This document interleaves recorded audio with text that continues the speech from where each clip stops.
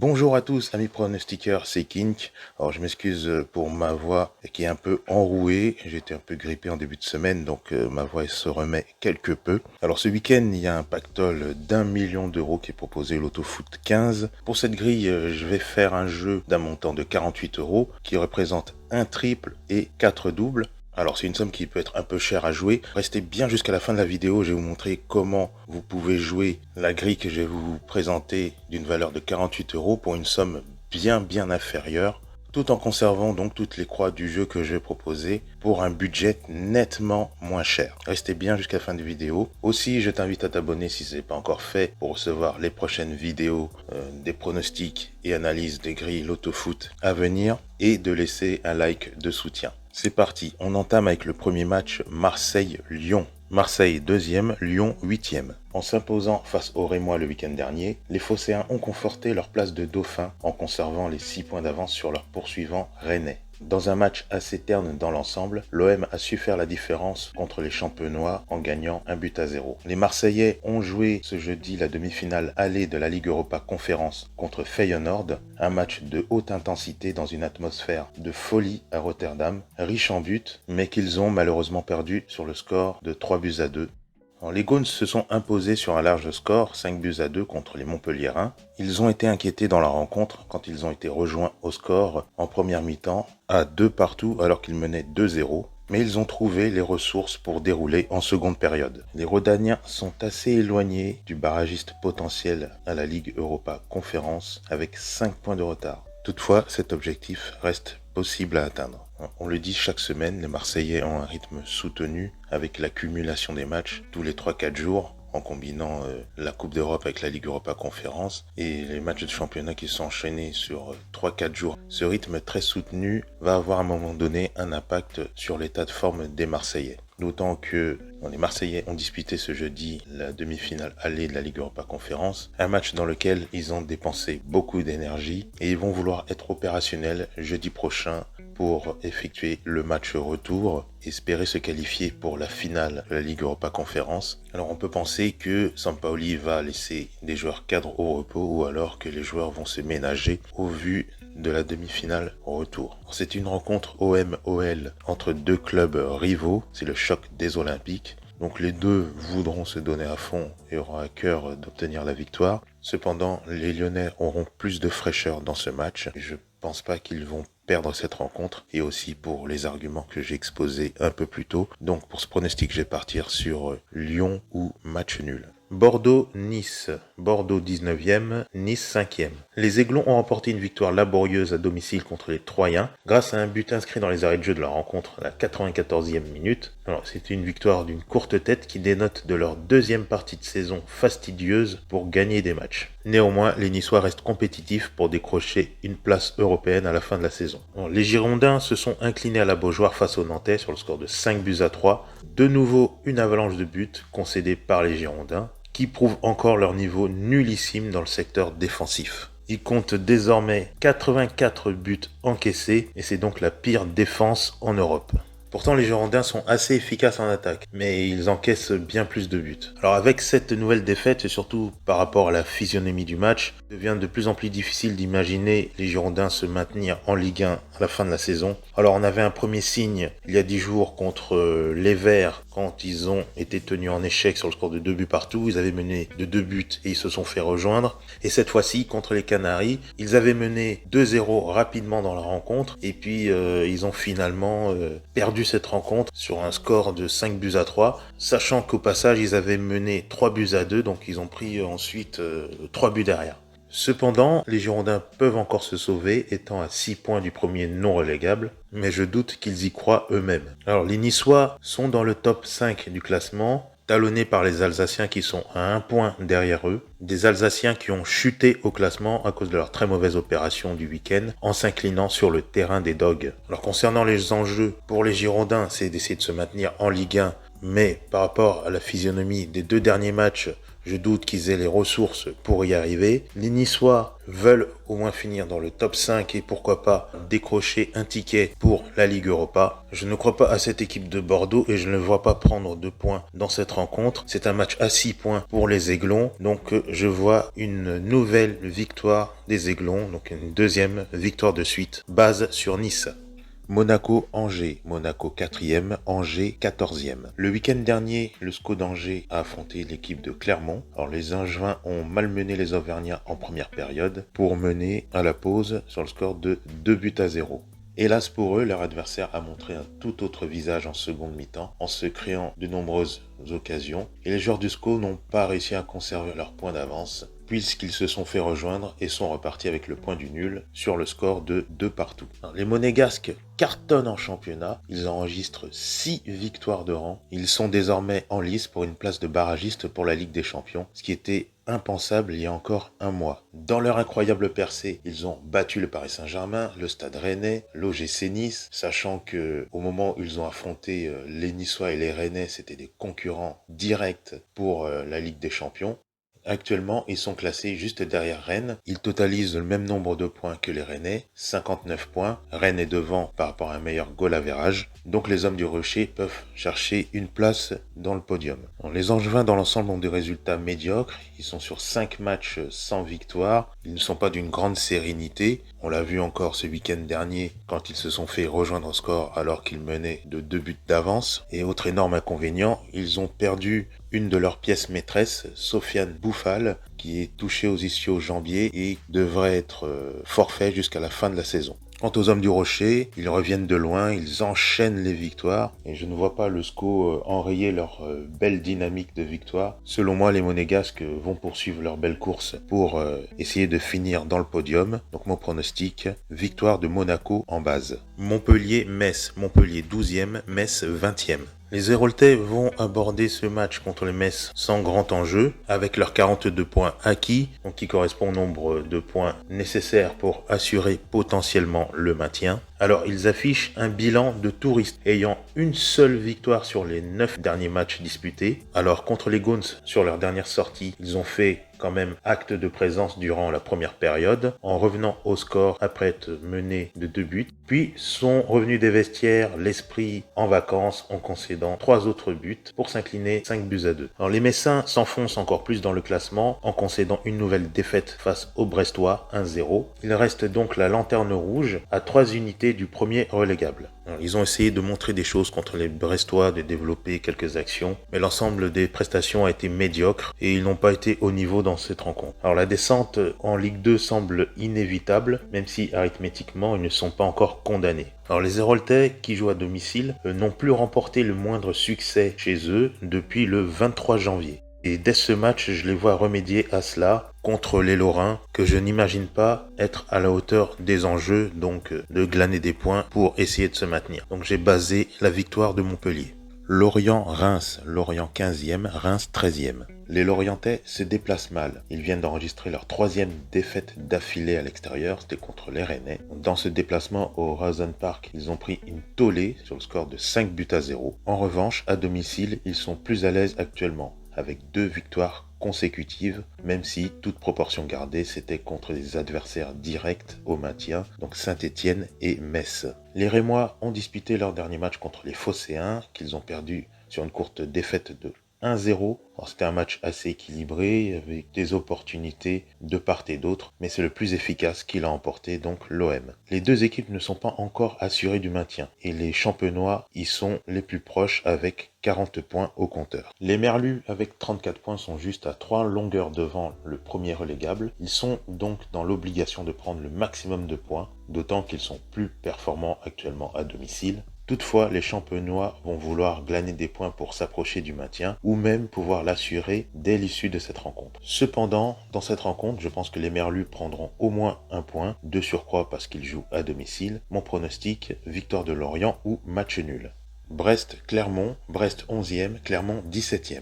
Les Brestois, avec leurs 2 victoires consécutives, ont assuré leur maintien en Ligue 1 et n'ont désormais plus d'enjeux sportifs en cours cette saison. Les Auvergnats sont à 2 points du premier non relégable avec 33 points. Ils ont évité une grosse désillusion à domicile contre le SCO d'Angers sur leur dernière sortie. Ils ont terminé à égalité de points en revenant au score à 2-2, sachant qu'ils étaient menés de 2 buts au préalable. Cette équipe de Clermont est sur une dynamique correcte avec 3 matchs sans défaite alors qu'ils avaient enchaîné 5 défaites de suite auparavant. Ils ont l'opportunité de prendre un maximum de points essentiels contre une équipe de Brest qui n'a rien à jouer. Les Auvergnats vont plutôt bien en ce moment et je les vois à la hauteur pour assurer l'essentiel dans ce déplacement. Même si Brest est d'un niveau un peu meilleur que les Clermontois et qu'ils jouent en plus à domicile, je vais tenter la demi-surprise en me focalisant sur l'enjeu important des Clermontois pour prendre le maximum de points et se diriger vers le maintien. Mon pronostic, victoire de Clermont en base. West Ham Arsenal. West Ham 7e, Arsenal 4e. Cette équipe des Gunners renaît de ses cendres avec cette embellie de 2 victoires consécutives contre les Blues de Chelsea et les Red Devils. Ces derniers qui ont enregistré auparavant 3 défaites consécutives. Alors ce sont 2 succès remportés sur des scores plutôt confortables avec 2 buts d'écart. Contre Chelsea c'était 4-2 et à Chelsea et contre les coéquipiers de Ronaldo 3 buts à 1. Donc des victoires en plus obtenues contre des pointures du championnat. Bon, même si Manchester United c'est un peu plus poussif cette année, ça reste une très belle performance. Les joueurs de West Ham n'ont pas des résultats extraordinaires en championnat actuellement. Ils ont 3 défaites sur les 5 derniers matchs. Ils viennent de s'incliner en Ligue Europa en demi-finale aller sur le score de 2 buts à 1 contre Francfort et c'était à domicile. Alors l'équipe de West Ham occupe la place de barragiste pour la Ligue Europa Conférence et a en vue de se qualifier pour la finale de la Ligue Europa jeudi prochain pour le match retour contre Francfort. Alors les Gunners voudront au moins rester dans le top 4 pour se qualifier directement en Ligue des Champions. Tottenham est à 2 points derrière eux, donc ils vont devoir faire un résultat positif contre West Ham. Alors, ils auront l'avantage de la fraîcheur puisque West Ham a joué en semaine et pas eux. Je ne vois pas West Ham être performant sur tous les tableaux et les Gunners sont en meilleure forme actuellement avec leurs 2 belles victoires contre 2 grosses équipes de la Première Ligue. Donc c'est bon pour la confiance. Alors je vais faire un choix double pour ce match, victoire d'Arsenal ou match nul. Tottenham-Leicester. Tottenham 5e, Leicester 10e. Les Spurs sont en légère méforme avec seulement 1 point glané sur 6 sur les 2 derniers matchs et c'était face à des équipes de deuxième partie de tableau, donc contre Brighton, un match qu'ils avaient perdu 1-0 et contre Brentford où ils ont fait 0-0. Quant à Leicester, ils enregistrent 2 nuls et 1 défaite sur les 3 derniers matchs. Alors, ils ont assuré le plus important en atteignant les 42 points qui leur permet potentiellement d'être maintenus dans l'élite anglaise. Et ils ont disputé la demi-finale de la Ligue Europa Conférence contre les Romains où ils ont fait le score de 1 partout. Alors, je pense que pour les Foxes, ce match contre Tottenham sera secondaire. Ils vont se ménager physiquement et mentalement afin d'être totalement prêts pour la demi-finale retour contre la Roma. En plus, en déplacement chez les Romains, donc ce ne sera pas un rendez-vous évident. Les Spurs sont juste à 2 longueurs derrière une place qualificative pour la Ligue des Champions, donc derrière Arsenal, et voudront donc prendre les 3 points pour ne pas se laisser distancer par leurs prédécesseurs, et je suis certain qu'ils y arriveront. Donc pour moi, base Tottenham avec confiance. Everton, Chelsea. Everton 18e, Chelsea 3e. Les Toffees vivent une année particulièrement mauvaise puisqu'ils sont classés premiers relégables à 2 points de leurs prédécesseurs avec 29 points au compteur. Alors ils doivent impérativement réagir pour faire face à cette situation très préoccupante et affronter dès le prochain match les Blues de Chelsea n'est pas une aubaine. Alors sur les 8 derniers matchs disputés en championnat, les joueurs d'Everton comptabilisent 5 défaites. Cependant, on constate qu'il y a un léger mieux dans les résultats. Concernant les 3 derniers matchs, ils ont une victoire face à Manchester United, un nul face à Leicester et une défaite dans le précédent match, mais c'était à leur décharge face à un prétendant au titre, Liverpool. Et en plus, c'était en déplacement. Les Londoniens de Chelsea affichent des résultats en demi-teinte. Sur leurs 5 derniers matchs, ils enregistrent que 2 victoires et ont 2 défaites. Ceci dit, ils sont classés dans le podium et ont une avance confortable étant à 6 unités devant leurs poursuivants. L'objectif pour les Foxes est de sortir dès que possible de la zone de relégation et pour les Blues de Chelsea est de conserver leur avance afin de pouvoir valider leur ticket pour disputer la Ligue des Champions l'année prochaine. Alors, les joueurs de Chelsea ont joué en semaine contre Manchester United, donc ils ont moins de jours de récupération, et Everton joue à domicile. Donc pour moi c'est difficile de déterminer une issue dans cette rencontre. Alors ce sera mon joker de la grille. Donc mon pronostic,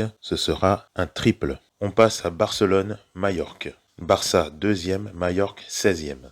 Les Catalans se sont inclinés à la surprise générale dans leur antre face au Vallecano sur le score de 1-0. Les Catalans ont cherché à revenir au score en vain, et ce malgré les arrêts de jeu interminables qui ont été accordés, soit 11 minutes supplémentaires. Alors il s'agit de la deuxième défaite consécutive à domicile. La première c'était contre Cadix. Alors à ce moment-là ça pouvait apparaître comme un accident de parcours car il s'était imposé ensuite sur le terrain de la Sociedad, ce qui n'est pas une mince affaire d'ailleurs. Et c'était inconcevable d'imaginer une nouvelle défaite à domicile ou même une contre-performance contre le Vallecano. Malgré ces revers, les Catalans restent seconds, mais ils auraient pu bénéficier d'une avance confortable s'ils avaient glané les points escomptés. Et il reste à égalité de points avec les Sévillans en totalisant 63 points. Concernant les enjeux, Majorque veut assurer son maintien, a absolument besoin de points car a seulement 2 points d'avance sur le premier relégable. Le Barça tient à conserver sa seconde place et éviter absolument une nouvelle désillusion à domicile,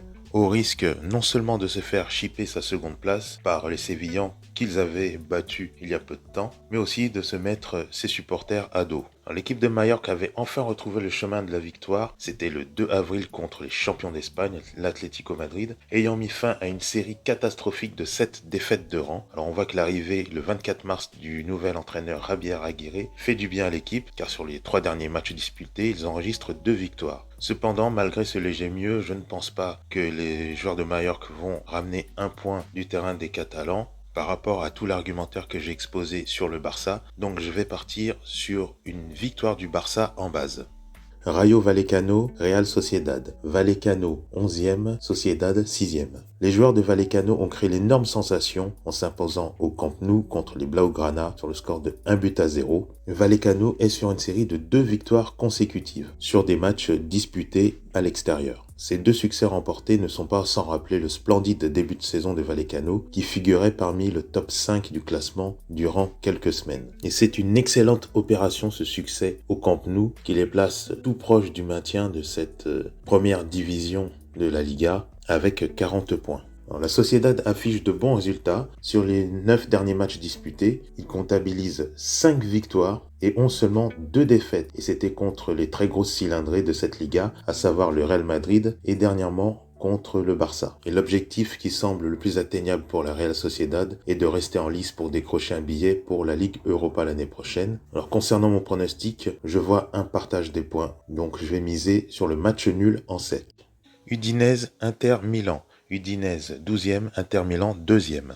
Udinese a profité en semaine pour battre une équipe de la Fiorentina en perte de confiance en les étrayant sur un score sans appel de 4-0 et en plus à l'extérieur. Et avec ses 43 points acquis, les Zebrettes sont assurés désormais du maintien en Série A. Les interistes ont réalisé une très mauvaise opération en allant s'incliner sur le terrain de Bologne 2-1, laissant la place de leader aux Milanais avec 2 points de retard sur eux. L'équipe d'Udinese n'a strictement rien à jouer. Les interistes restent toujours en course pour conserver leur titre. Alors pour évoquer mon pronostic, ce déplacement à l'Udinese peut être un match piège pour les interistes puisqu'ils ont une obligation de résultat et que l'Udinese ne va pas si mal que ça. Sur les 5 derniers matchs, ils ont quand même obtenu 3 victoires. Et avec ce 4-0 obtenu sur le terrain de la Fio, ils vont aborder ce match contre l'Inter avec une bonne confiance. Cependant, je pense que l'Inter ne laissera pas filer des points cruciaux pour rester en lice pour le titre, qu'ils ne vont pas laisser échapper aussi rapidement, et pas contre une équipe comme Udinese qui n'a rien à jouer. Donc je vois l'Inter s'imposer dans un match qui sera difficile, car l'Udinese va vouloir jouer les troubles fêtes, ce sera leur seule motivation. Donc je pars sur une victoire de l'Inter à l'extérieur. Rome-Bologne. Rome 5e, Bologne 13e. Les joueurs de Bologne viennent de créer la sensation en s'imposant face aux champions au titre et prétendant au titre, l'Inter Milan, sur le score de 2-1. Et grâce à ce succès, ils ont atteint les 42 points qui les assurent quasiment à coup sûr le maintien en Serie A. Ils sont aussi sur une belle dynamique de 5 matchs sans défaite. La Roma a essuyé une lourde défaite le week-end dernier sur le terrain des Interistes, sur le score de 3-0, qui a pratiquement douché les espoirs de qualification en Ligue des Champions. Et pour cause, ils sont à 8 longueurs derrière la première place qualificative pour la Ligue des Champions. Hormis 7 échecs contre l'Inter, ils affichent des résultats très convenables en championnat avec 5 victoires sur les 8 derniers matchs disputés. La Roma a joué la demi-finale de la Ligue Europa Conference jeudi dernier contre Leicester. Ils sont allés chercher le point du nul sur le score de 1 but partout et ils vont disputer le match retour jeudi prochain. En ce qui concerne les enjeux, Bologne n'a quasiment rien à jouer, ils sont pratiquement maintenus. La Roma doit absolument conserver sa 5e place qui conduit à une qualification à la Ligue Europa et donc doivent prendre les 3 points dès ce match au risque de se faire rattraper par la Lazio qui est juste à 2 points derrière eux et qui pourrait les doubler en cas de succès contre la Spezia si la Roma ne s'impose pas. Cependant, avec l'accumulation des matchs que doit disputer la Roma, avec notamment la demi-finale en cours de la Ligue Europa Conférence, et avec un Bologne en forme qui compte 5 matchs sans défaite, je vais être prudent et faire le choix suivant, victoire de Rome ou match nul. Dernier match de la grille, Milan AC Fiorentina. Milan premier, Fiorentina 7e. Donc, durant leur dernier match contre la Lazio, les rossoneri ont été cueillis à froid très tôt dans la rencontre en encaissant un but dès la 4e minute. Mais en seconde période, ils ont remis les wagons sur les rails en égalisant grâce à un but de Giroud et ils sont allés arracher la victoire dans le temps additionnel grâce à un but de Sandro Tonali dont Ibra est à l'origine. Alors c'est un retour payant pour les Milanais puisque Ibrahimovic a été absent depuis le 10 avril pour blessure. Et contre la Lazio, les rossoneri ont signé leur 2e victoire de rang. Les joueurs de la Viola ont pris une valise cette semaine à domicile contre l'Udinese sur le score de 4-0. Ils sont dans une période très compliquée avec 3 défaites de rang en incluant le championnat et la Coupe d'Italie dans laquelle ils ont été éliminés en demi-finale. Alors pour les enjeux, la Fiorentina doit figurer dans le top 6 pour tenter de décrocher l'Europe. Ils sont à égalité de points avec la Lazio qui a 56 points et qui est dans le top 6. Donc ils peuvent largement prétendre à un destin européen actuellement. Et concernant les rossoneri, ils voudront prendre le maximum de points pour conserver leur place de leader et profiter de la défaite de l'Inter contre Bologne en semaine qui est une aubaine pour eux. Alors pour mon pronostic, je vais retenir la méforme actuelle de la Fiorentina avec leur dernière défaite concédée. Et selon moi, tous les feux sont verts pour que les Milanais repartent avec les 3 points. Déjà, par rapport à la physionomie du match contre la Lazio, ils ont inscrit le but de la victoire dans le temps additionnel. Ils sont toujours invaincus en championnat depuis le 17 janvier. Le retour d'Ibrahimovic qui fait du bien aussi à l'équipe. Donc c'est une très belle occasion pour les Milanais de conserver leur point d'avance face à cette équipe de la Fiorentina qui est dans le doute. Donc mon pronostic, victoire du Milan AC en base avec confiance. Voilà, on a vu tous les matchs. Donc c'est un jeu qui fait un montant de 48 € avec un triple et 4 doubles. Et les jeux sont à valider pour ce Loto Foot 15 dimanche avant 14h55. Et comme je vous ai annoncé en début de vidéo, je vais vous montrer comment vous pouvez valider ce même jeu avec les mêmes croix avec un budget moins cher. Alors je vais te montrer comment tu vas faire des économies sur ton jeu en conservant les croix de ta grille principale. Donc si tu connais pas, tu vas pouvoir le faire sur le site pronosoft.com et tu vas choisir l'onglet système gratuit à gauche ici. Tu cliqueras ici, tu coches les croix correspondantes et une fois que tu as terminé, l'outil va t'indiquer le prix que va te coûter le jeu. Donc c'est 8 €. Alors évidemment c'est nettement moins cher que 48 €. Donc tu économises 40 €. Alors ça c'est l'avantage, tout en conservant les croix, de faire des économies. Bien entendu, il y a une contrepartie. C'est que pour ce jeu, j'ai sélectionné de pouvoir toucher le 13/14 à 100%. Donc par défaut, ton jeu à 48 €, s'il est bon, tu touches le 14/14 à 100%. Mais en utilisant l'outil, en mettant quelques paramétrages, tu peux déterminer un objectif de gain. Moi, j'ai déterminé le suivant, c'est de toucher le 13/14, quoi qu'il arrive, si tous les pronostics de ma grille principale, on appelle la grille génératrice, sont bons. À partir de là, le logiciel fait le calcul et il t'assure que en payant seulement 8 € ton jeu, tu auras une grille qui va se démarquer à 13/14, au moins une fois, si tous les pronostics sont bons. Alors ça signifie pas que tu peux pas gagner à 14 sur 14. À partir du moment où on fait 14 pronostics, on est sur 14 matchs, donc tu as aussi une chance de toucher le premier rang. Mais la chance est nettement réduite, puisqu'il y a plein de combinaisons qui sont supprimées. Mais en moyenne, quand tu es sur de la garantie pour finir au premier rang inférieur, tu es entre 8 et 11% pour faire large. Donc là, ça s'appelle garantie N-1, c'est-à-dire garantie de finir au premier rang inférieur, au minimum. Et j'ai paramétré à 100%. Ensuite, quand tu descends, tu vas pouvoir afficher le flashcode. Alors là, tu vois déjà les grilles qui sont décomposées. Donc là, il y a au moins une grille qui va te donner le 13 sur 14 parmi ces 8 grilles. Et pour le valider chez le buraliste, tu as juste à appuyer ici, afficher le flashcode. Avec ton smartphone, tu vas valider chez le buraliste. Donc bien sûr, tu fais tout ça avec ton smartphone. Tu présentes le flashcode sous le terminal. Voilà pour la démonstration. Merci d'avoir visionné cette vidéo. J'espère que les pronostics et analyses que je t'ai donnés t'aideront, à défaut de les suivre, à affiner tes propres pronostics. Pense à t'abonner pour recevoir tous mes prochains pronostics de grille Loto Foot. Active les notifications et laisse un like de soutien. Je te remercie pour tout. On se retrouve bientôt. Bon pronostic à toi. Ciao.